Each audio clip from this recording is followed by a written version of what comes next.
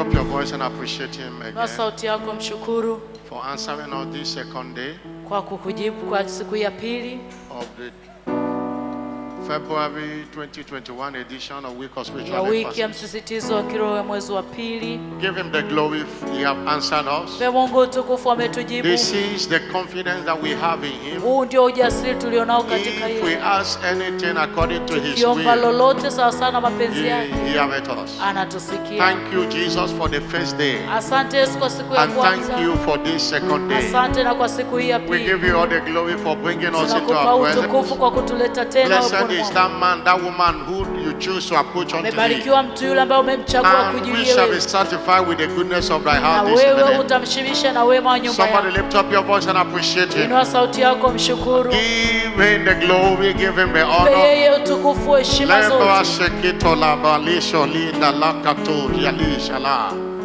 We thank you, Jesus. Tunakushukuru Bwana Yesu. We bless your holy name. Tunalibariki jina lako takatifu. Be thou exalted. Uinuliwe. In the name of Jesus Christ, we have given thanks. Katika jina kula Yesu tumeshukuru. Ask Jesus to visit you in this service today. Mwombe Yesu akutembelee kwenye ibada hii. The word of God says, have I called the seed of Jacob Neno to seek Mungu me in nasema vain? sikuwaita wana Yakobo anitafute No, bure. God does not gather his people in vain. Mungu wakusanyi watu wake Lord, bure. I have come today, visit me. Nimekuja tena leo Bwana nitembelee. Visit me. Meet me at the point of my desire. Nipe matamanio ya Lift moyo up your wangu. voice, Lord, visit me. Inua sauti yako mwambie Leba Bwana shokita nitembelee. leba le shakita. Ho bando. Bwashinde kiato bwelisa kiata. Ayulianda kabo shikato bwelisha. Abando bweketo shakibalianda laba. Lo bwelia baba. Lord, your people have gathered here. Bwana And in watu wako all our wamekusanyika viewing centers, tena katika visit vituo us. mbalimbali Bwana. Visit us, visit Tutembelee, us, tutembelee. visit us, Tutembelee Bwana. visit us. Tutembelee Bwana. Lakoshika lobelia. Heal in this service today, deliver Kwenye in this ibada ya leo service. ponya, Lord, fungua. let that burden be lifted, let that Mzigo huo yoke be destroyed, ukaondolewe, nira let ikavunjwe. that hard question be answered by you. Bwana, hilo swali ukalijibu wewe. Lebande ketoshi akabo lia katonde lisho lianda. Abale shokita kababa lisho lianda labando.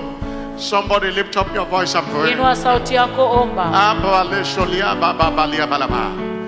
Lord, open the seal of the world and let our eyes be opened today. Fungua kila muhuri Say, katika open neno. down my eyes that I may Fungua behold macho wondrous yetu things ili out of thy tuyatazame law. maajabu yako katika La sheria. shakia tababa.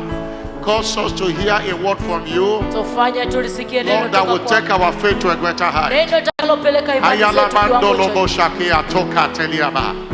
Ebando breke toka tushikato kitalaba lisho leba. Ayulianda kato shakia tolobo. Obolianda kia toko tushikato belisho liaba. Thank you, Jesus. Asante Bwana Yesu. In Jesus' glorious name. Katika jina la utukufu la Yesu. So shall it be. Ndivyo itakavyokuwa. The Lord will send his word to you today. Bwana atalituma neno lake kwako That leo. word that will move your life to another level, God will send it Hilo to you. neno takaloinua maisha yako kwenda kiwango kingine, Mungu atakutumia wewe. In Psalm 109 verse 19, Zaburi 119, until the time his word came. Psalm 105 verse 19, 115:19. the word of God tried him. Mpaka ahadi yake ilipokuja, neno la Bwana lilimjaribu. The king sent for him and lose him. Bwana akatuma watu wakamfungua. He sent for him and lose him. Akatuma watu That wakamfungua. word that will move you to another level, Lile neno takalokupeleka kiwango kingine, God will send it on your way Mungu today. ataliachilia kwako I'm not leo. hearing a louder amen. Amen. Your coming here today shall not be in vain. Kuja kwako hapa leo That hakutakuwa bure. desire that you came here with Hilo today, tamanio ambalo umekuja nalo the leo, God of this great commission that have gathered us Mungu wa huduma hii aliyetukusanya will hapa turn that desire to testimonies. ataligeuza kwa ushuhuda. I'm not hearing a louder amen. Amen.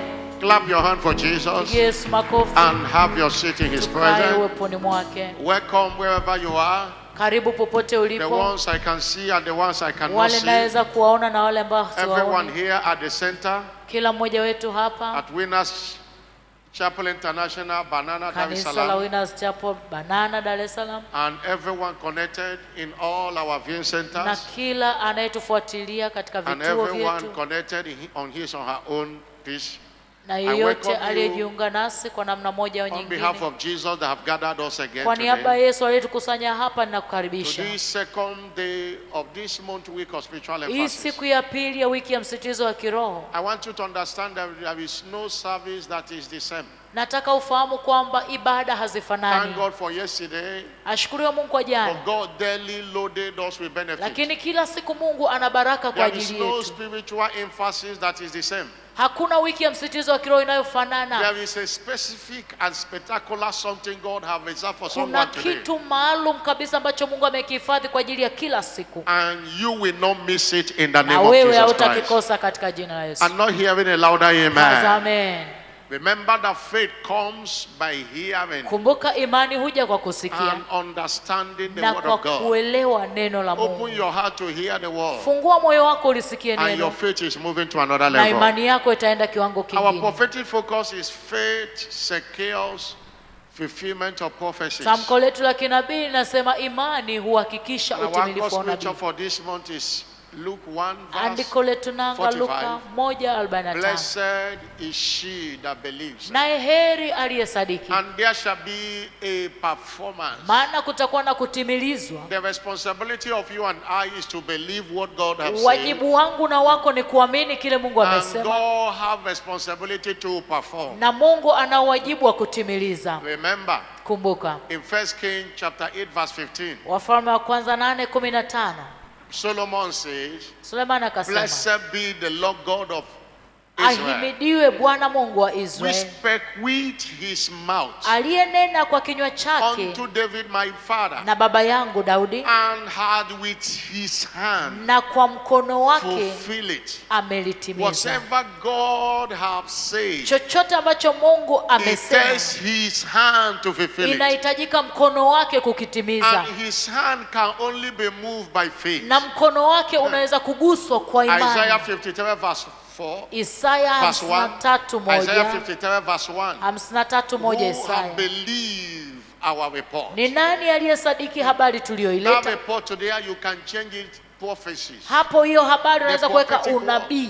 Who have believed the prophetic Ni word. nani aliyeliamini lile neno la It is only kinabii? that person that the arm of the Ni Lord yule shall be ambaye revealed. mkono wa Bwana amefunuliwa. His hand cannot be stretched out Mkono wake huwezi kunyooshwa kwako until he sees faith in our mpaka hearts. aione imani mioyoni mwetu. His hand cannot be stretched Mkono out wake hauwezi kunyooshwa kwetu until we move it by faith. mpaka tumsukume kwa imani. That is why the subject of faith is important, Ndio maana somo la imani ni and muhimu it cannot be overemphasized. na haliwezi kuachwa kusisitizwa. Somebody shout hallelujah. Haza haleluya. Because Hebrew chapter 11 verses, Waibrania the Bible says 11:6, without faith it is impossible. pasipo imani haiwezekani. It is impossible. Haiwezekani. It is impossible to Haiwezekani please God. kumpendeza He Mungu. that cometh to God in a Yeye service like this, amwendeaye Mungu, he that cometh to him in prayer, yeye amwendeaye katika or in maombi every aspect must au believe katika kila eneo that lazima God aamini is able, kwamba Mungu God is anaweza, capable, ana and uwezo, God has the capability na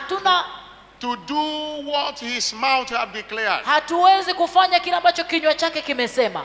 Hallelujah. Haleluya. Exploit is generated in this kingdom by faith. Matendo makuu unayoona katika ufalme huu kwa imani. In Hebrew 11, reading from verse 37. Waibrania 11:33. Hebrew 11 verse 37. Waibrania Or 11:33. let me start from verse 32. Nianzie 32. He said, what can I say more? Nami niseme nini tena? For time will not fail me to tell of Gideon, Maana wakati usingenitosha kuleta habari za of Gideoni Barak, na Baraka, of Samson, Samson of Jephthah, na Yefta of David na also, Daudi and of Samuel, na Samueli and all the na prophets za manabii wote who through faith ambao kwa imani subdue kingdoms. walishinda You milki. can't subdue kingdoms without faith. Huwezi kutiisha falme pasipo imani. Through faith they wrought Kwa righteousness. imani walitenda haki, Through faith they obtained kwa promises. imani walipata ahadi, Through faith kwa imani they stopped the mouth of lions. walifunga vinywa vya simba. Faith can stop every attack of the devil. Imani inaweza kuzuia kila Through mashambulizi ya faith they adui. quench the Kwa violence of imani fire. walizima nguvu za moto. Through faith they escaped the age of the Kwa sword. imani waliokoka makali ya Through upanga. faith Out of their weakness they were made Kwa strong. imani walitiwa nguvu badala ya kuwa Through dhaifu. faith, Kwa they imani was valiant in walikuwa fight. hodari katika vita, Through faith, they turned to fly the armies of the enemy. walikimbiza majeshi ya wageni, They pursued the devil and the devil flee. walifukuza mapepo nao wakaondoka. And that is the reason. Hiyo ndio sababu The greatest attack of your life is the attack of your faith. shambulizi kubwa la maisha yako ni shambulizi dhidi ya imani Most yako. of the challenges come to test your faith. Changamoto nyingi zinakujia Most kujaribu of the imani challenges yako. first come to attack your faith. Changamoto nyingi zinakuja kushindana na imani yako. Devil is not interested Shetani hana mpango in your car, na gari in lako your dress. wala nguo He's zako. interested in your faith. Anachotaka ni imani yako. Jesus said to Simon Yesu Peter, akamwambia Simon Petro, Simon, Simon, Simoni, Simoni, the devil have planned to sweep you as wheat. Shetani amepanga kukupepeta kama But ngano, I have prayed for lakini you nimekuombea that your faith faileth not. kwamba imani yako The isitindike. devil will not get your faith. Shetani hataipata imani The yako. devil knows that faith is a weapon Shetani anajua imani ni that silaha can handle him, ambayo inaweza kumshughulikia that can vilivyo put him to a flight. na unaweza kumfukuza. When he sees faith, he runs away. Akiona imani anakimbia. People of God, Watu wa Mungu, that is why you must build this faith ndio maana hatuna budi kuijenga hii imani in order to command exploit. ili kuweza kuamuru matendo We are makuu. looking at understanding the demands Tunaangalia kuelewa mahitaji of building your faith. ya This is kujenga imani yako. part 2B. Sehemu ya pili B. Hallelujah. Haleluya. Understanding Kufahamu the demands.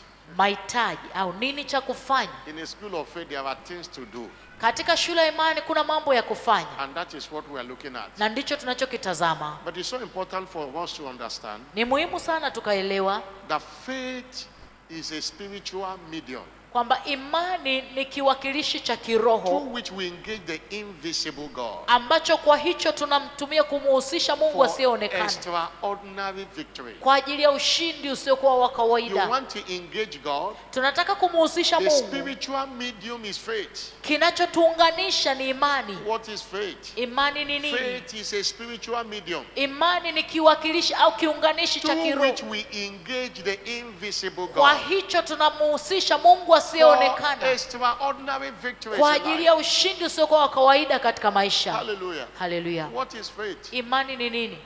Faith Imani is locating the word of God ni kulipata neno la Mungu on your situation kuhusiana na hali and yako standing on that word till na it delivers. kulisimamia hilo neno mpaka linapokupa Faith is matokeo. locating the word of God Imani ni kulipata neno la and Mungu standing on that word you na have located kusimamia hilo neno la Mungu until ulilolipata deliver the mpaka testimony you desire. likuletee ushuhuda unaotamani. That is why faith always stand on the word. Ndio maana siku zote imani husimamia neno. God said this and you believe it. Mungu amesema hiki na Every ninakiamini. contrary situation will not move you. Hali yoyote inayokuwa kinyume haitakushtua. The reason Abraham didn't give up, Sababu kwa nini Abraham hakukata because tamaa? Abraham was fully Kwa persuaded sababu Abraham alikuwa ameshawishika that which sana God has kuhusiana na said kile ambacho Mungu amemwambia that he will do. kwamba atatenda. That is why hearing from God Ndio maana kumsikia Mungu help us to stand. kunatusaidia kusimama. He was fully persuaded. Alishawishika, alitiwa nguvu. Many people say they have faith, but they are not standing on any Wengi scripture. wanasema wanayo imani lakini They are hawasimamii not andiko lolote. standing on any scripture. Hawasimamii andiko lolote. You locate the word concerning that situation, Lipate neno kuhusiana na hiyo and you changamoto. stand by that word, Lisimamie hilo neno notwithstanding contrary pasipo situations, kujali unachokipitia, notwithstanding what is happening, pasipo kujali kinachotokea, until that word delivers. mpaka hilo neno likuletee matokeo. Somebody shout hallelujah. Haza, haleluya. But we have said Tumesema that faith is a living virtue. imani ni nguvu iliyo And one of hai, the characteristics of living things is every living thing grows. na moja ya sifa vitu vilivyo hai ni kwamba kila It grows. kitu kilicho hai kinakuwa. Hallelujah. Haleluya. But you have to build it up. Lazima ukijenge. Nothing grows without, if it's a plant, it needs water to grow. Kama ni mmea unahitaji maji ili ukue. Most of the African nations, they do fertilizer. Even here, I've seen fertilizer Mataifa mengi ya Afrika wanatumia mbolea. to boost the growth of a crop. Hiyo yote ni kwa ajili ya kuhamasisha ukuaji wa huo Even mmea. as human being, Hata wanadamu, why the breast milk, Why are they giving a child a breast milk? To help him grow. Kwa nini wanamnyonyesha mtoto maziwa? Ni kumsaidia akue. A time will come, a child does not need a breast milk. Itafika tena wakati mtoto hahitaji maziwa ya mama. And one of the things that contribute to the growth of the child is food. Moja ya vitu vinavyopelekea ukuaji wa mtoto ni chakula. When a child is not eating, it will be malnourished. Mtoto anapokuwa hali vizuri atapata kwashako. That can cause sickness. Na hilo linaweza kuleta magonjwa zaidi. That can make the person to be dwarfed. Takafanya huyo mtoto asikue vizuri. That is the same way faith is a living virtue. Hivyo na imani ni nguvu iliyo hai. That demands us to feed. Inataka tuilishe. It comes by the word. Inakuja kwa imani. But it grows also by the word. Pia inakuwa kwa neno. Understand this. Fahamu hili. In Romans chapter 12 verse 7.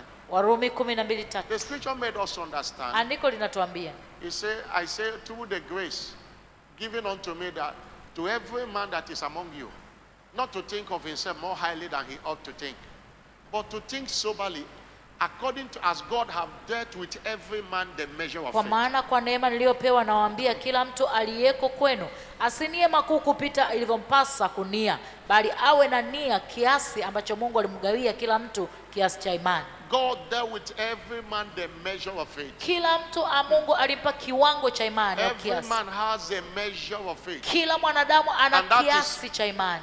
Paul was writing to the believers. Ndicho ambacho Paulo alikuwa anawaandikia waamini. Remember, we are saved by grace through faith. Kumbuka tumeokolewa kwa neema kupitia imani. Ephesians chapter 5 verse 6.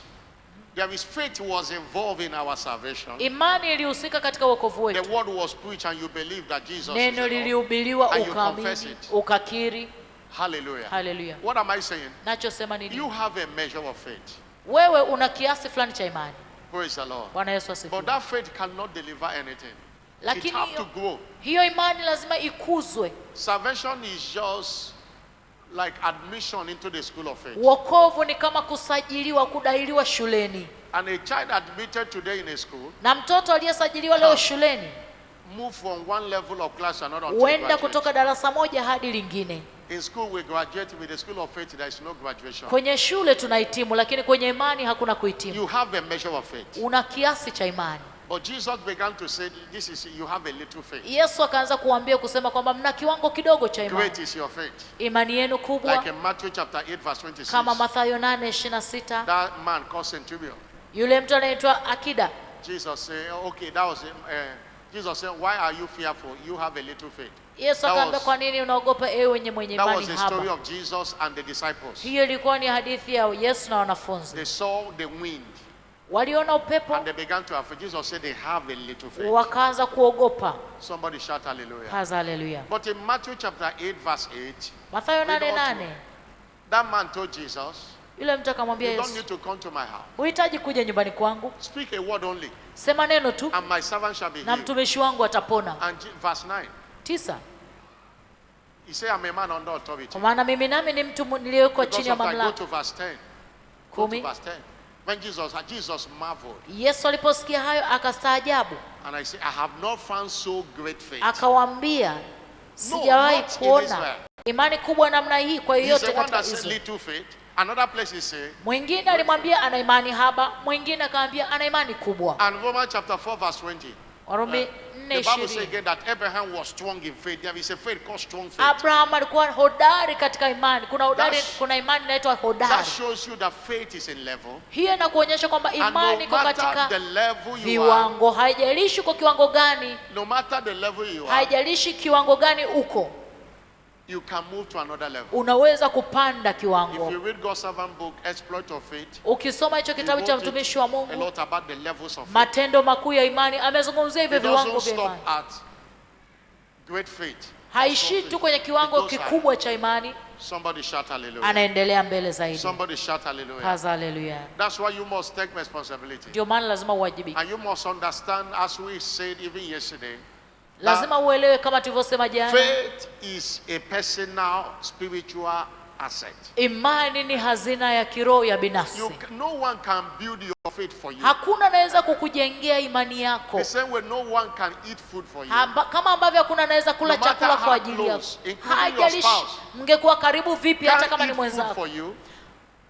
can't eat food for you. hawezi kukula chakula kwa ajili yako, That is saying when nobody can build your faith for you. ndivyo hivyo hakuna anaweza kujenga imani kwa ajili It's yako. a personal adventure. Ni swala la binafsi. Habakkuk 2 verse 4 said the just Habakuki 2:4, shall live by his mwenye faith. haki ataishi kwa By imani his yake, faith. kwa imani When yake. challenges of life will come, the person you Changamoto are za maisha zinapokuja, thinking that he has faith with might not be there. yule mtu unayedhani ana imani anaweza asiwepo. It is your faith. Ni imani yako. Even when you sleep and there are nightmares that came attack of the devil. Hata Nobody is there with unapolala alafu ukakutana na you. It is the faith majinamizi, that you have. ni imani uliyokuwa That can nayo deliver you. binafsi ndio Why itakayokuokoa. am I saying that?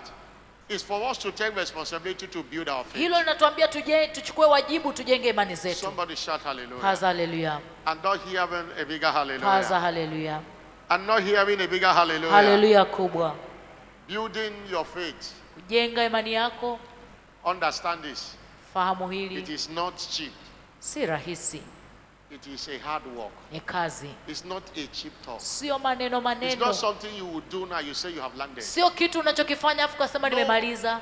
It is a continuous Ni thing. jambo la kuendelea, The word of God, studying and reading and meditating on the word of kusoma, God must be kulitafakari, continuous. kujifunza neno la Mungu kila siku. Prayer must be continuous. Maombi yanapaswa kuwa ya kuendelea. Anytime you are on break, Wakati wote unapopumzika, the devil will start bringing doubt into you. shetani anaanza kujenga ngome. Somebody shout Paza hallelujah. haleluya. But the question is, what are those demands? How do I build? Swali ni How to build, ninaijengaje hiyo how imani? to build your faith? Niijengaje au jinsi gani uijenge imani yako? Remember that we have said that primarily Tumesema moja, faith goes by the word and by prayer. imani inakuwa kwa neno na kwa maombi. And yesterday we looked at building your faith through the power of prayer and fasting. Jana tukaangalia kujenga imani kupitia nguvu ya kufunga na kuomba. No matter everything we share here, it boils down to the word and prayer. That's the primary ingredients Haijalishi in building the faith. tutakwambia nini, vitu vya msingi sana, neno, kufunga na kuomba. But we continue from the how do I build my faith? Tunaendelea tena, tujengeje imani zetu? Number one, Moja, faith. Your faith will grow imani yako itakuwa when you pray in the Holy Ghost. utakapokuwa ukiomba kwa Roho In other Mtakatifu. words, faith grows. Kwa maneno mengine, You imani can hukua. build your faith Unaweza kuijenga by imani yako praying in the Holy kwa Ghost. kuomba katika Roho We talked about Mtakatifu. prayer yesterday, Jana tumezungumzia but this is maombi, one aspect of prayer that lakini many hiki ni believers kiwango don't do. kingine cha maombi ambacho wengi hawajui. Hallelujah. Haleluya!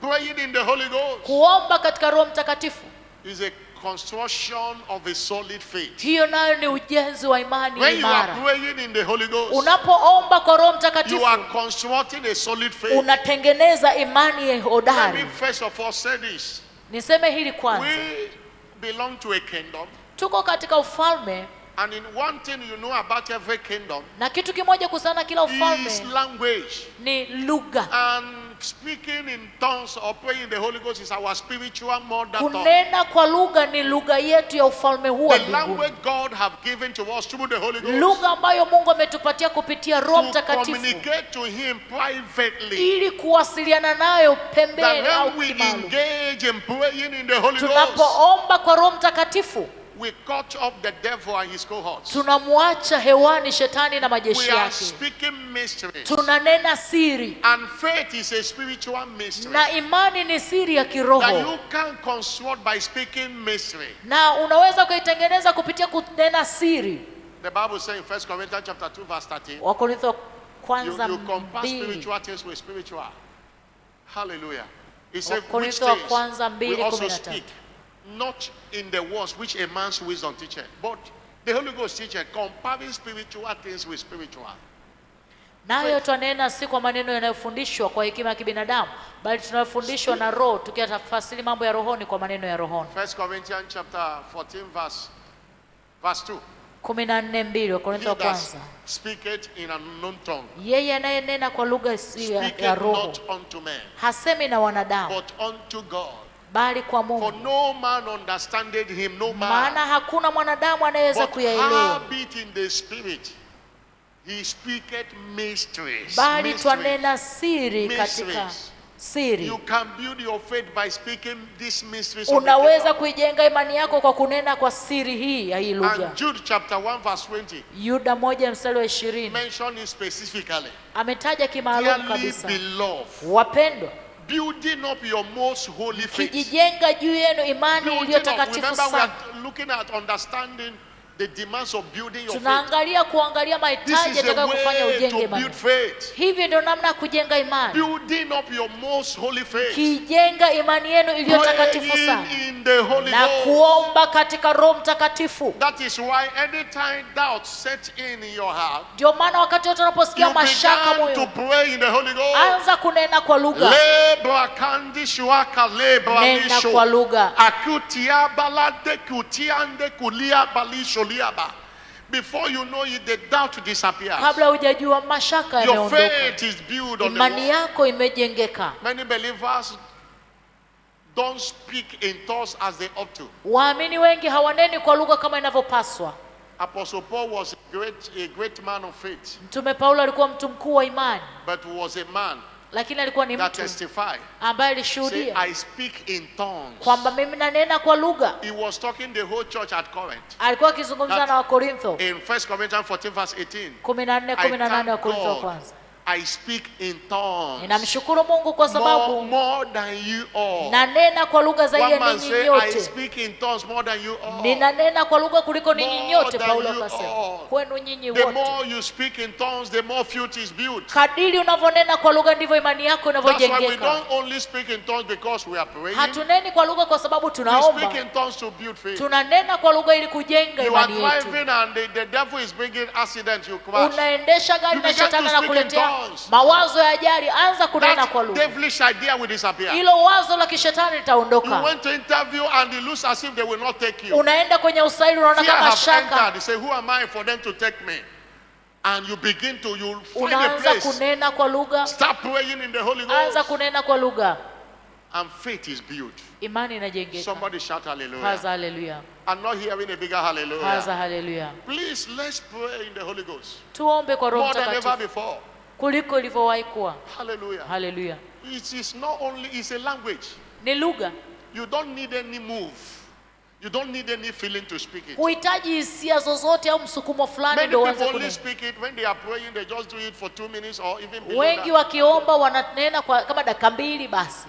You can be driving and you are praying in the Holy Unaweza Ghost. ukawa unaendesha gari lako na You can be unanena in kwa the lugha. washroom, you are praying in the Holy Ghost. Unaweza kaa Everywhere. kokote pale unanena kwa lugha. Somebody shout Haza hallelujah. hallelujah. You can even be writing something, you are praying in the Holy Unaweza Ghost. kaa hata unaandika kitu huku unanena Your kwa mind is lugha. unfruitful, but the Bible says you are speaking mysteries. Akili yako haielewi, You lakini are Biblia speaking inasema mysteries. unanena siri. No man understand what you are saying. Hakuna anayeelewa unachokisema. Somebody shout hallelujah. Haza haleluya. Let's build our faith. Tujenge imani yetu. Nobody will pray. If I pray in the Holy Ghost, you can't build your own faith, you build my own. Ninaponena That's kwa why nobody roho can do it. haiwezi kujengeka, imani yako ni ya kwangu You ndio can't tell itajengeka. somebody, oh, well, help me pray in the Holy Ghost. And no, pray in Huwezi the Holy kumwambia Ghost. mtu nisaidie kunena kwa lugha, hapana. And that is why if you have not been baptized Ndio maana with the Holy Ghost, kama you hujabatizwa have kwa not Roho baptized- Mtakatifu, you have not been baptized with the Holy Ghost with the evidence of hujabatizwa kwa Roho Mtakatifu kwa ushahidi wa kunena kwa lugha, Please stop wasting your Christianity. usifuje Swabele. Ukristo wako. Come this Saturday and join them in a foundation class. Jumamosi njoo ungana nao katika darasa la Even msingi. though you have attended before, you didn't Hata speak. kama ulishasoma au ni The mshirika wa siku evidence is nyingi, speaking in tongues. uwe na ushahidi wa kunena kwa lugha. When Peter went to the house of Cornelius in Acts chapter 10, Petro alipoenda kwenye nyumba ya Kornelio, as he was speaking, the Holy Ghost came on them. alipokuwa akinena kwa lugha, Roho Mtakatifu And they akawajilia, heard them speak. wakaanza kunena That's the pia. evidence. If you don't speak in tongues, Kama wewe huneni kwa lugha, be in this Saturday, Jumamosi hii 10 o'clock, and join the saa foundation 4 class. njoo ujiunge na ile darasa la And you'll be prayed batizo, for. nawe utaombewa. Somebody shout hallelujah. Haza haleluya. I'm not hearing a bigger hallelujah. Haza haleluya. Faith is built Imani inajengwa by praying in the Holy kwa Ghost. kunena kwa lugha. Number 2, 2, how to build your faith. namna ya kujenga imani yako. To build your faith, Kujenga imani yako, you must keep walking in the fear of the Lord. lazima uendelee kutembea katika hofu ya Mungu. Why the fear of the Lord is important? Kwa nini kumcha Bwana ni muhimu? Because faith is built by understanding the word. Kwa sababu imani Revelation inajengwa of kwa the word. kulielewa neno. When you don't fear God, Unapokuwa haumchi Mungu, the word cannot be revealed to you. neno haliwezi kufunuliwa kwako. Psalm 25 verse 14. Zaburi 25:14. You say the secret of the Lord is within that fear him. Siri ya Bwana iko kwa hao That wamchao. fear him.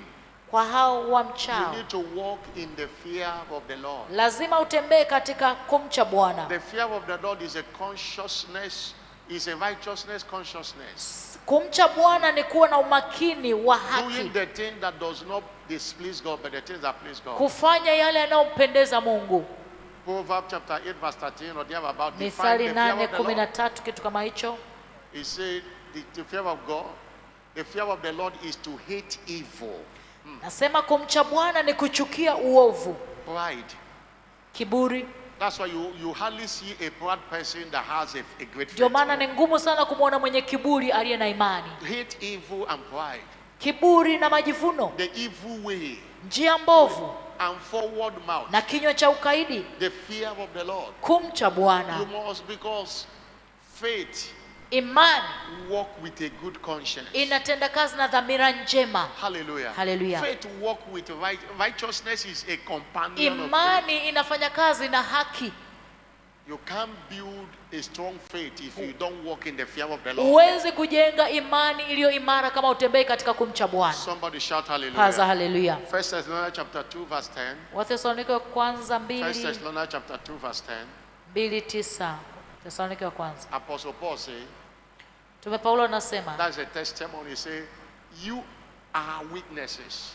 sema maana And ndugu, God also, how holily and justly and unblameably we behave ourselves among you that believe. ninyi ni mashahidi na Mungu pia jinsi tulivyokuwa kwenu, nanyi ninyi mnaamini kwa And he utakatifu na was kwa a man haki that has faith. bila kulaumiwa, na How alikuwa ni we mtu have mwenye imani. behaved ourselves. Philippians 4 verse 13. Wafilipi And he said, 4:13. I can do all things Naweza kuyafanya yote through Christ that strengthens me. kwa Kristo anitiaye He nguvu. walked in the realm of all possibilities. Alitembea katika yote But it kuwezekana, was rooted in the fear of the lakini Lord. msingi wake ilikuwa ni It kumcha was Bwana. rooted in the fear of the Msingi Lord. wake ilikuwa ni It kumcha was Bwana. rooted in the fear of the Lord. Mizizi yake ilikuwa ni kumcha Bwana. You can't be in sin and expect that the faith will grow. Huwezi kuwa No. dhambini afu kategemea imani yako ikue. You must keep walking in the fear of the Lord. Lazima uendelee kutembea katika kumcha Bwana. Hallelujah. Haleluya. Oh Lord, that consciousness of divine presence. Hiyo What dhamira if I ya do this now? God is watching me. kwamba hiki ninachokifanya Mungu ananiona. Somebody shout hallelujah. Paza haleluya. And that's the whole duty of man. The Na scripture hiyo says. ndio kusudi la kila mmoja wetu. Ecclesiastes 12 verse Mo- 13 and 14. Mhubiri He said, 10, here now the conclusion of the whole matter. 12, 13. Fear God, that's, and keep his commandment. For this is the whole duty of man. And the reason you must fear God, because God shall bring every work into judgment. Kwa nini umche Mungu? Ni kwa sababu yeye ataleta kila neno chini Including ya hukumu, every secret thing, whether it be good or hata yale ya whether asili yawe mazuri au mabaya. it be. Fear God. Mche Mungu. The church today, the fear of God is lacking in the church. Kanisani leo hofu ya Mungu imekosekana. And that's why people are crawling in their faith. Ndio maana leo watu wanatambaa kwenye imani zao. These things work when you fear the Haya Lord. mambo yanafanya kazi unapotembea katika kumcha Bwana. Number 3, 3, how to build your faith. namna kuijenga imani yako. Number 3, to build your faith, Ili kuijenga imani yako, you must remain in love with God. lazima ubaki ukimpenda Mungu. The connection between love Muunganiko kati ya and upendo faith na imani cannot be broken. It cannot be broken. The hauwezi connection between them. kuvunjika. This one cannot walk outside of this one. Hiki hakiwezi kufanya kazi mbali na hiki. Galatians 5 verse 6 said that faith walketh by love. Wagalatia 5:6 anasema imani inafanya kazi kwa That's why upendo. you need faith, you need love Unahitaji for upendo faith to be built. ili imani yako ijengeke, You even need love na pia utahitaji for even upendo to access revelation. ili kupata ufunuo. There is a level of relationship we'll share with anyone. Kuna kiwango cha mahusiano unachokuwa na mtu, He won't hide anything from you. hakufichi kitu. That's why Jesus told the disciples Yesu akawaambia wanafunzi wake, in John chapter 15 verse 15. Yohana John 15:15. chapter 15 verse 15. Yohana He said, 15:15. henceforth, Kuanzia sasa I used to call you servant. nilikuwa nawaita watumwa, You know, servants don't know everything his Lord Unajua is watumwa hawajui kila kitu anachofanya bwana doing. You have wake, moved from the level of servant. lakini mmeondoka kiwango cha I watumwa. will call you friends now. Ni sasa nitawaita rafiki, And all things that I heard of my father, na yote niliyomsikia kutoka kwa baba yangu I will have made known to you. nimewaambia, When you are nitawaambia. a lover, you will not lack revelation. Unapokuwa mpenzi When haukosi you are a lover, mafunuo. you will not lack the secret. Unapokuwa unayempenda Mungu hukosi siri zake. Remain in love with God. Baki ukimpenda Mungu. And you know what 1 Corinthians chapter 2 verse 9 and 10 says? Wakorintho wa kwanza For 2, eyes 9, have not 10. seen, Jicho ears halijaona have not heard, wala masikio kusikia, neither have it entered the heart of man. wala hayakuingia katika moyo wa mwanadamu The things God has prepared mambo ambayo Mungu for amewaandalia them that love Him. wampendao. But God has revealed them unto us by His Spirit. He only Mambo haya revealed to His yamefunuliwa lovers. sisi kwa Roho wake, For the Spirit searcheth all things, kwa maana yea, Roho huchunguza mambo yote, the naam, deep things of hata God. mafumbo ya Mungu. Walk in love. Tembea katika upendo, Walk in love. tembea katika And keep upendo, walking in love. naendelea kudumu katika Don't kutembea allow katika anything upendo. to separate you from the love Usiruhusu of chochote God. kikutenganishe na upendo wa Mungu. Apostle Paul was a man of great faith. Mtume Paulo alikuwa mtu mwenye imani For he kubwa. see his statement in Romans chapter 8 verse 35 to 38. Warumi 8, ona You can't stand aliposema. on that and not have a very great faith. He said, who shall separate us? Who? Ni nani atakayetutenga na upendo wa He Kristo? didn't even say, 35. most of the time we quote it what? King James say who. That who is an adverb of person that represents a person. Because in this world there are many thoughts of men that can separate you from the love of Kwenye Christ. dunia hii kuna mawazo mengi ya watu ambao yanaweza Many kutenganisha na are Mungu. discouraged because of what they have. Wengi wanakatishwa tamaa kutokana na Because of the wanayosikia, mockery of people. kwa sababu ya The kuchekwa na mockery can kudharauliwa come na from wengi. their siblings, Wanatoka their kwa ndugu spouse, zao, wa wenza wao, can come from anywhere. naweza kutoka But popote. a lover say, who can separate us? Anayempenda Mungu akasema, ni nani atakayetutenga From the na love of upendo wa Christ. Kristo? Even though tribulation, Je, ni distress, dhiki au shida? even though I'm persecuted, Hata kama ni adha, even though there is famine or hata kama nakedness, kuna I don't njaa have a au cloth to uchi wear. au hatari au Even panga, though there is a sword. He said, on this love, I am killed all day. I am already dead. anasema kwa upendo huu mimi tayari nishakufa na uawa kila siku mchana kutwa. Somebody shout hallelujah. Kaza haleluya, I'm not hearing a bigger kaza hallelujah. haleluya. No matter what, Haijalishi ni nini, don't allow anything, any challenge of life usiruhusu changamoto yote ya maisha to separate you ikutenganishe from the wewe love of na Christ. upendo wa Kristo. Keep loving God. Endelea kumpenda Mungu, Remain in love. Don't be like Solomon. baki unayempenda Mungu. 1 Kings chapter 12 verse 7. Wafalme wa Oh, kwanza 9. Solomon loved the Lord. Sulemani akampenda Mungu.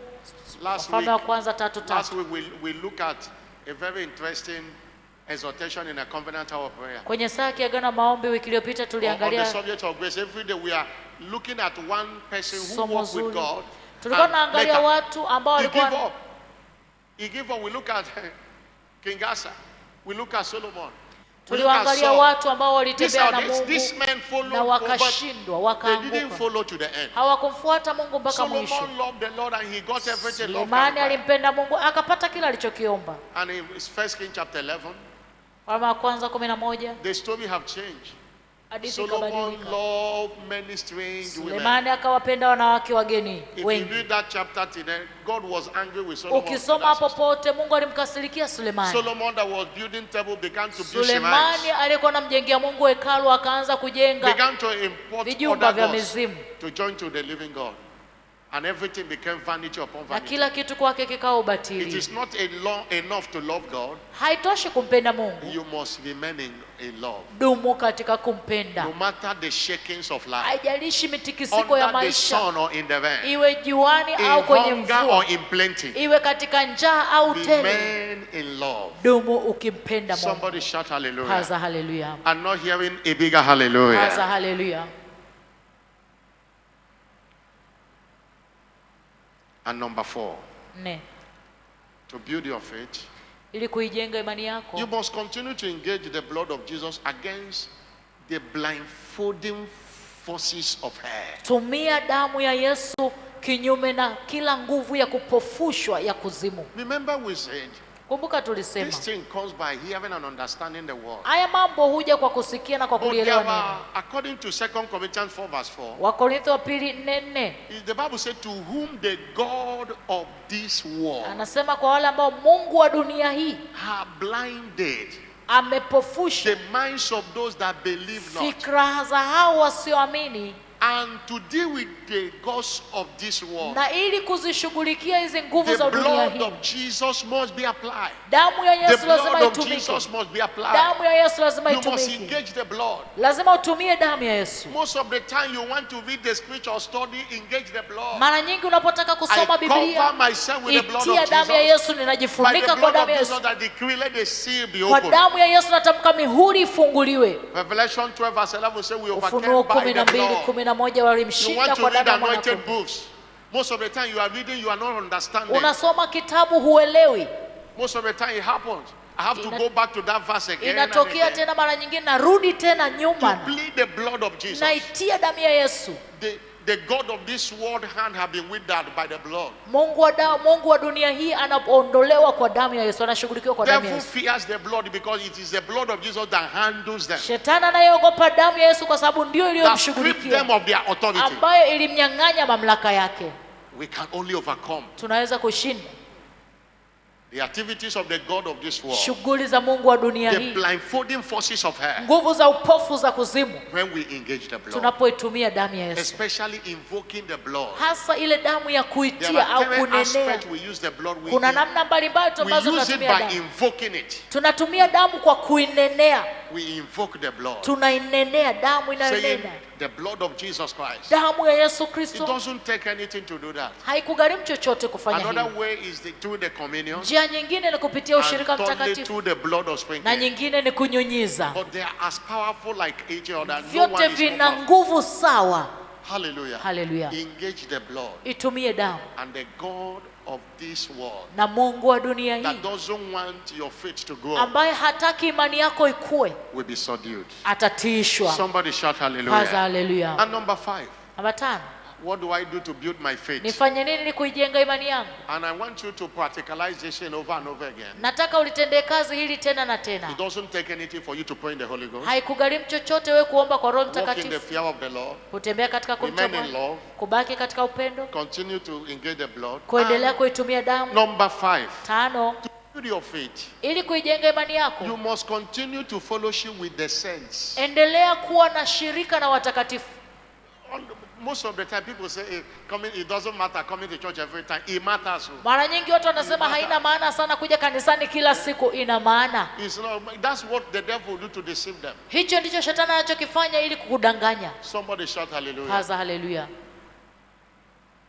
Somebody shout a bigger hallelujah. Paza haleluya. There are understandings of the scripture you won't get until you come to church. Kuna uelewa wa maandiko hautaupata mpaka uje kanisani. 73 verse 17.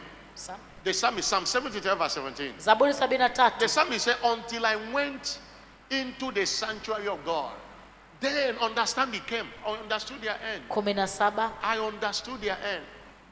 Coming to Hata church. nilipoingia katika patakatifu pa Mungu nikautafakari mwisho wao. Kiingereza anasema Coming to church nikaelewa. help us to build our faith. Inatusaidia kujenga imani yetu. The reason when somebody get born again, Sababu kwa nini mtu anapookoka, you encourage that person join a faith believing or a word feast of faith believing church. tunamhamasisha tafuta kanisa If lenye somebody is neno. born again and he doesn't go to any church, Kama ameokoka na haendi katika kanisa lolote, we will doubt such salvation. huyo mtu wokovu wake una Because mashaka. in the church that faith is built. Kwa sababu kanisani imani ya mtu You inajengeka. sit down and hear the word. Unakaa chini na ulisikia And one neno. thing about the church, God has provided pastors according to Na his kitu heart. kingine kuhusiana na kanisa ni kwamba Mungu ameweka Jeremiah wachungaji. chapter 3 verse 15 and Yeremia 16. 3:15, Say, I will 16. give you pastors Nitawapa wachungaji according to my heart. wanaopendeza moyo And wangu. I have given them the responsibility Nimewapa kazi moja tu to feed you with knowledge and ya understanding. kuwalisha nyinyi na ufahamu na maarifa. And it shall come to pass Na itakuwa when you are multiplying and increasing the Lord, mtakapokuwa mmeongezeka they sana, feed you with knowledge and understanding. watawajaza na maarifa na ufahamu. Your commitment to coming to church Unapojihusisha kuja kanisani help you in building the faith. na kusaidia wewe kuijenga imani yako.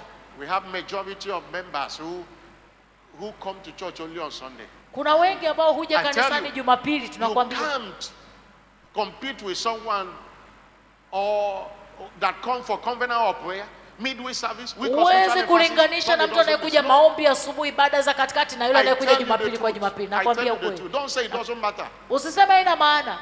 It matters. Ina maana The sana. more you come, the more faith is built. Kadiri unavyokuja ndivyo imani yako inavyojengeka, inakuwa imara. Somebody shout hallelujah. Kaza hallelujah. And the scripture commanded us in Hebrew chapter 10 verse 25.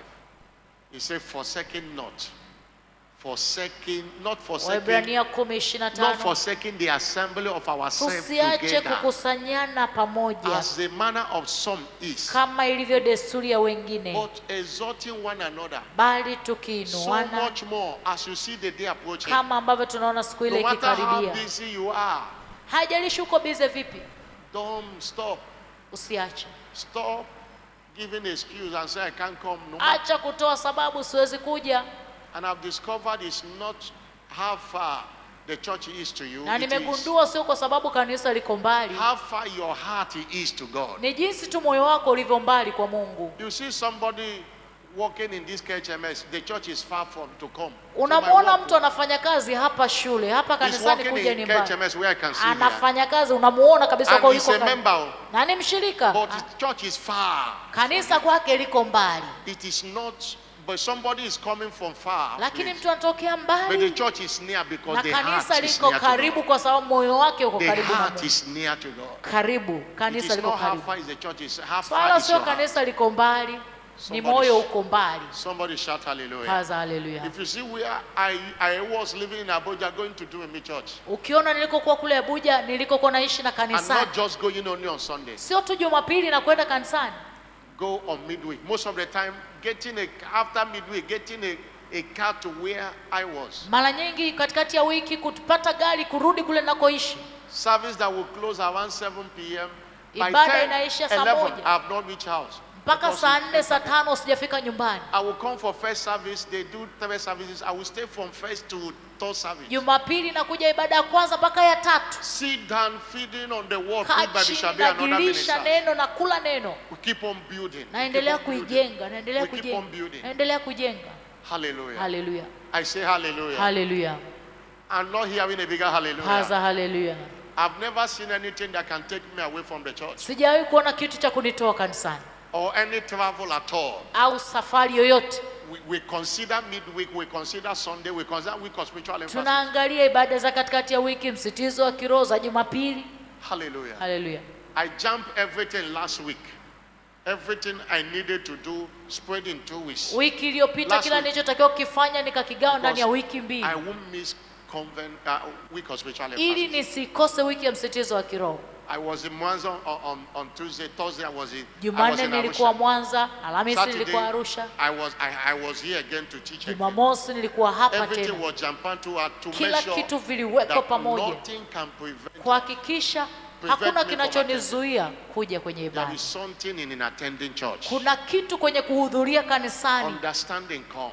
Elewa hilo, uelewa unapata. Remember in Hebrew chapter 12 verse 22. Waebrania These forces in Zion 12:22. misunderstanding God say, Hizi you nguvu zilizoko Sayuni, have come to Mount Zion, anasema bali ninyi unto mnaofikiria the mema Sayuni city of the living na God, mji wa Mungu aliye the hai, heavenly Jerusalem, Yerusalemu ya to mbinguni, an innumerable na company majeshi ya of angels, malaika elfu to nyingi, the general assembly of the church mkutano of the mkuu wa firstborn, kanisa la zaliwa wa kwanza which have written in heaven, uliandikwa and to mbinguni, God the judge na of Mungu all, mwamuzi wa watu and wote, to the spirit of na judgment roho made za perfect, watu wenye haki and to waliokamilika, Jesus, na Yesu the mediator of the new mjumbe wa covenant, agano jipya, and to the blood of na damu sprinkling ya kunyunyizwa that speaketh better inenayo things mema kuliko ile ya Habili, than the blood of Abel. kuliko ile ya These Habili. are the forces you see in Zion Hizi ni nguvu ambazo ziko Sayuni, that help your understanding, ambazo zinasaidia uelewa wako, and that help your faith to na be hilo built. linakusaidia imani yako You kukua. come to church, you hear testimony, the faith is Unapokuja built. kanisani unasikia You shuhuda, come to church, you praise with the brethren, your faith is unasifu built. pamoja na wapendwa,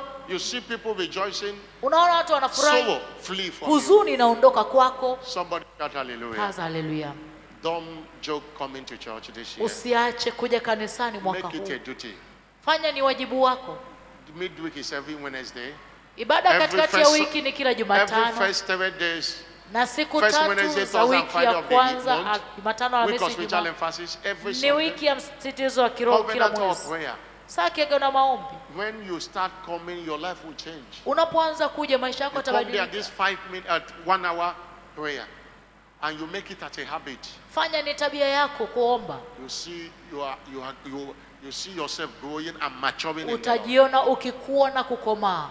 It's a new day for you. Siku mpya kwako. Somebody bless today, shout hallelujah. Uliyebarikiwa paza hallelujah. I'm not hearing a bigger Paza hallelujah. hallelujah. Can you stand up on your feet and wave your Simama. hand to Jesus? Punga mikono yako kwa Yesu. Oh, faith is built in praying in the Holy Ghost. Imani inajengwa Can kwa everyone kunena kwa- pray in the Holy Ghost and I Nena kwa pray? lugha sasa. Let your faith be built. Everyone pray in the Omba kwa Holy Roho Ghost. Mtakatifu Pray sasa. in the Holy Ghost. Omba kwa Roho Building up Mtakatifu. your most holy faith. Jenga imani yako Praying takatifu. in the Holy Ghost. Omba kwa Roho Building Mtakatifu. up your most holy faith. Jenga imani yako Praying in the takatifu. Holy Ghost. Omba kwa Roho Mtakatifu. Leto shikatu shikabo likate bralisholia.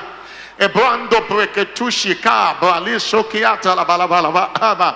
Alikato brelia kato brelisho. Ebunde kito brelishakiato liaba. Ayuliande kabon. Dekiando breketushia. Ayuliande ketuba. Brando. Building up your most holy faith. Praying in the Holy Jenga Ghost. imani yako takatifu. Ayala baba baleko teke toke tolobo. Ibrali shokiata baliando lobo. Aliande ketushi katoba. Ayalia baba baba balia sholobo liaba. Ayuliande lebo shiala balaba. Elia kateke teke teke teke te. Ibrando beliando bakatushia. Eliando breketu. Abrando liaba baba. Is somebody praying?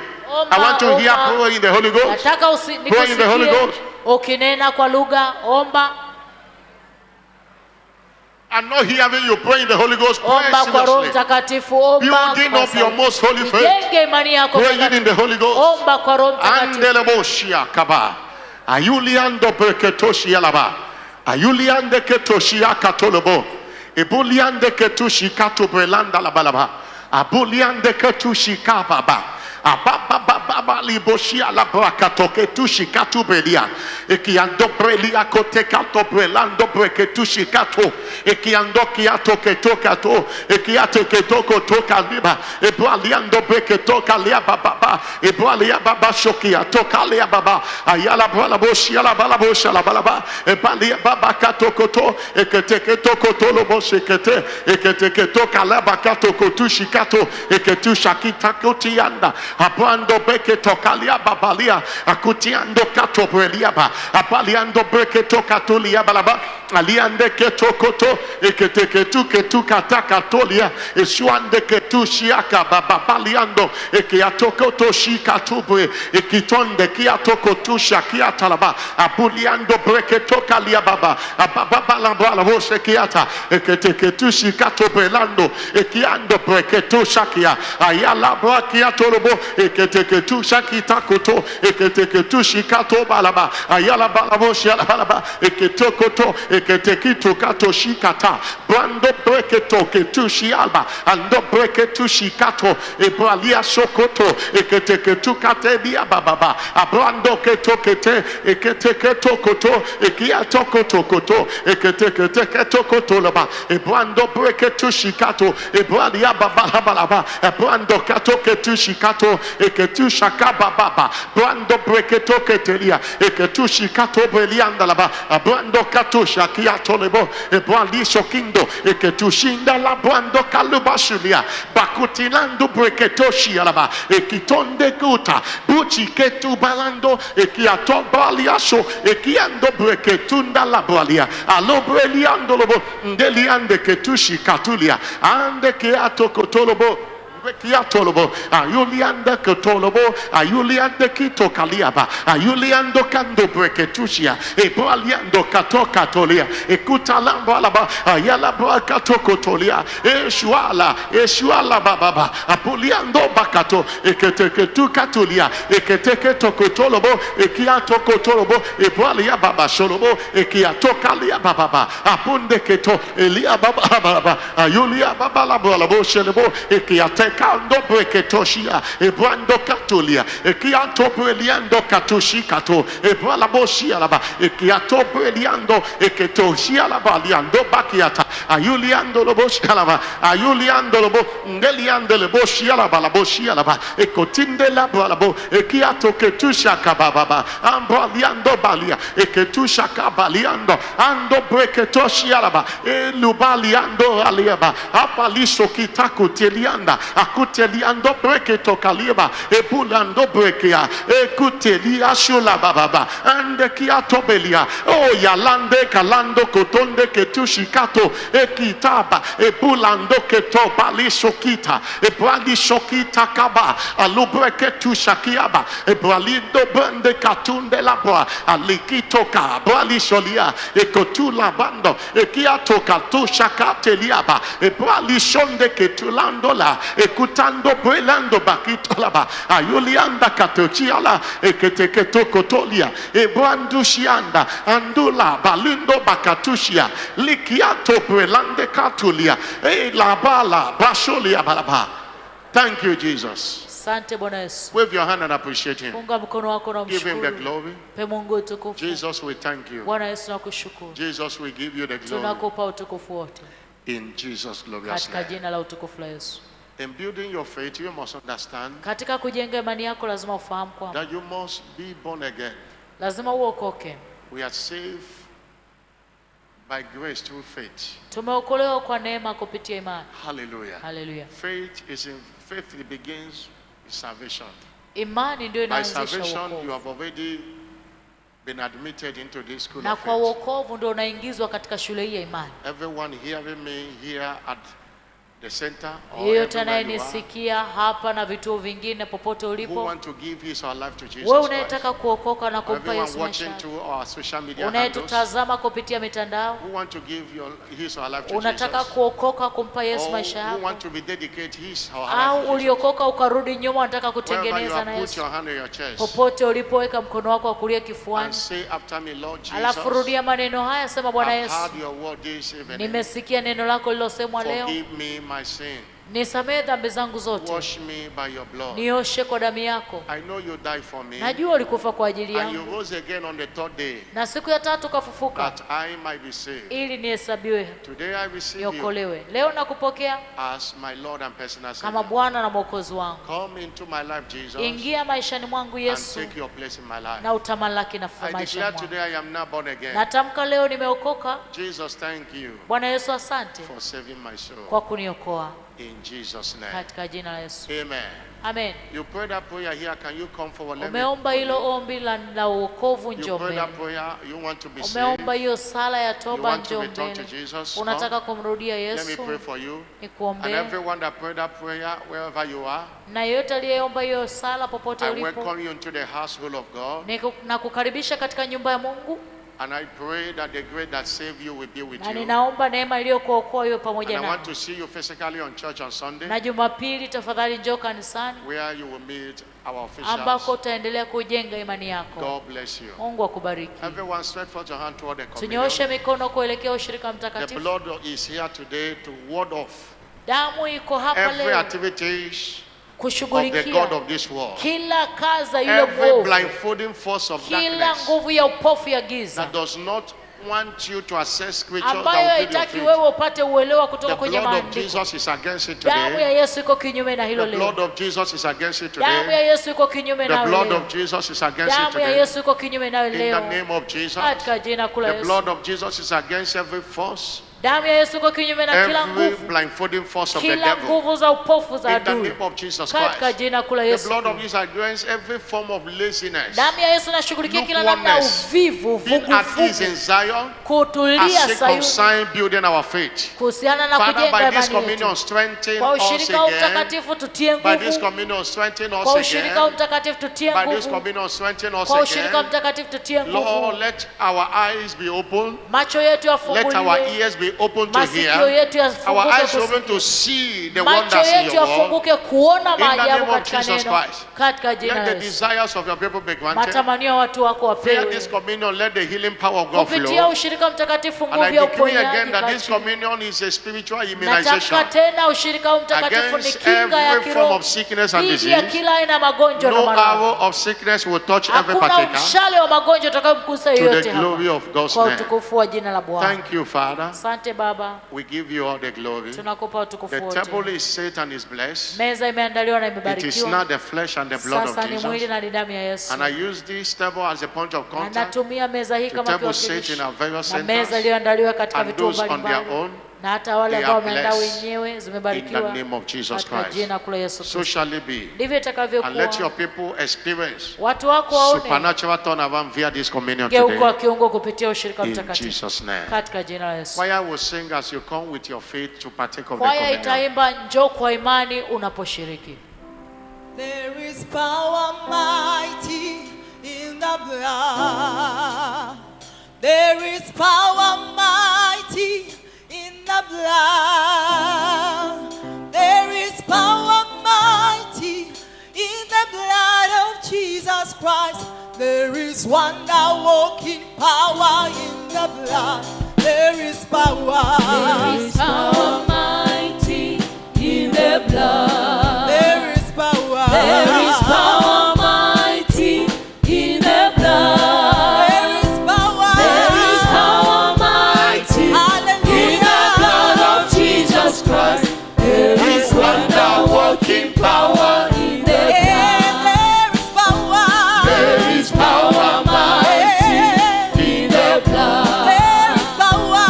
There is power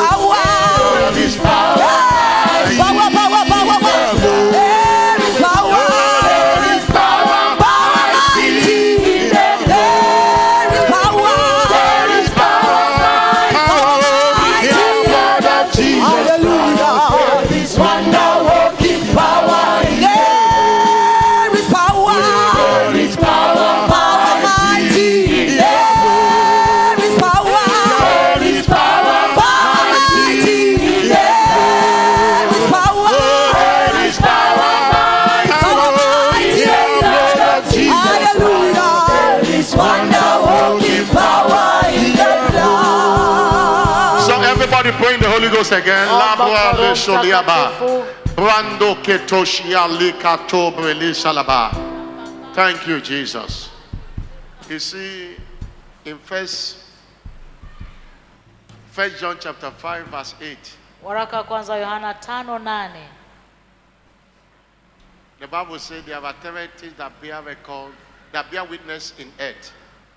The Spirit, Wako watatu washuhudiao the water, hapa the word of duniani. God, and the blood. Mbinguni washuhudiao mbinguni, Baba, Neno na Roho Mtakatifu They bear duniani, witness. roho, earth. maji na damu. Somebody shout hallelujah. Kaza haleluya. It's a new day for you. Ni siku mpya kwako. The blood of Jesus Damu ya Yesu have destroyed every blindfolding forces of the devil in your imeharibu life. kila nguvu ya upofu ya adui. And all the days of your life, Siku zote za maisha you shall yako overcome by the blood of Jesus Christ. utashinda kwa damu ya Yesu. Anyone that sick, that here, the blood of Jesus is against that sickness Yeyote ambaye now. ni mgonjwa uko hapa, damu Be ya Yesu healed kinyume now na and huo be made ugonjwa. whole. Pone sasa na Anybody uweze. that followed you here today, Chochote the kilichokufuata blood of pale, Jesus is against it this damu ya Yesu hour. iko kinyume That naye. burden is lifted now in the name of Mzigo Jesus Christ. umeondolewa sasa katika jina la Yesu. Go in peace. Enda kwa amani. By the blood of Jesus Kwa damu ya Christ, Yesu Kristo, your testimonies have been delivered to ushuhuda you. wako umepokea. Return tomorrow with them in the name of Rudi Jesus kesho ukiwa Christ. na ushuhuda. So shall it Ndivyo be. itakavyokuwa. I cover you again with the blood of Jesus Ninakufunika Christ. kwa damu ya Yesu Kristo. So shall it be. Ndivyo itakavyokuwa. In Jesus' name. Katika jina kuu la Yesu. Welcome to the year 2021, Karibu your mwaka year 2021. of supernatural Mwaka turnaround. wako wa mgeuko wa kiungu. Then expect turnaround to become your Tarajia mgeuko wa new kiungu identity for kwa henceforth. utambulisho wako mpya kuanzia sasa. Amen and amen. Amina.